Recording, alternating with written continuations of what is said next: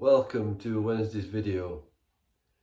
The question we're going to consider today is one asked by Jesus in Mark's Gospel, and it's simply this: how much bread do you have? Now that might seem like an odd question to even think about. But we're going to think about the context. Why did the question arise? Well, Jesus has been teaching a huge crowd of people, and it's got late on in the day. And the disciples said, look, there's over 5,000 people here. Why don't we just send them away? We're in a remote place. Let's send them off to the nearby villages and farms to buy some food. And then Jesus asked them, doesn't ask, but makes a statement. And he says to them, you feed them.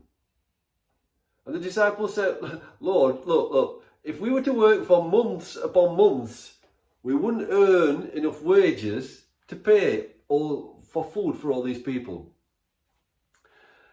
And so then Jesus asked them the question. He said, well, what bread have you got? And so the disciples, they go and look round. They find this young lad who's got his packed lunch with him. His mum will have put it up for him, and he's got 5 pieces of bread and 2 fish.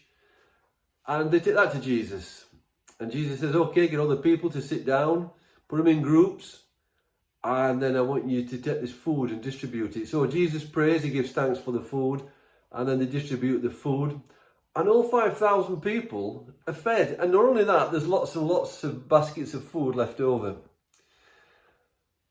But what is the lessons for us here? Well, I believe there are 2 lessons to be learned.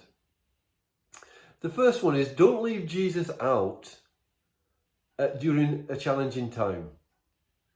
When you can't understand the way forward, don't leave Jesus out of the calculation. You see, that's what the disciples did. The disciples calculated how much money they would need to pay for the food, and knew that it just was not possible. But amongst them was Jesus, the one who deals in things thought impossible. And so one of the lessons is for us that when we're actually facing challenges, let's be people who don't rule out Jesus. Don't leave him out of the equation, but actually turn to him in the midst of the challenge and let him help you through that challenge. But there's also a second lesson as well. The little boy had only got 5 loaves and 2 fish. How far was that going to go? He really didn't know, but he just gave it all that he had to Jesus, and Jesus did the rest. And no matter what resources we might have, what gifts and abilities we feel we might have, let's just give them to Jesus. And as we give them to Jesus, Jesus is able to multiply them and do some amazing things with them. And so Jesus asks the disciples, what bread have you got? And the 2 lessons that we can learn from that question is this: don't leave Jesus out of the calculations of the problems that you're facing, but turn to him. Let him deal with them. And also, what little bit we have, let's give it all to Jesus, that he might use them, multiply them, and bring glory and honour to his name.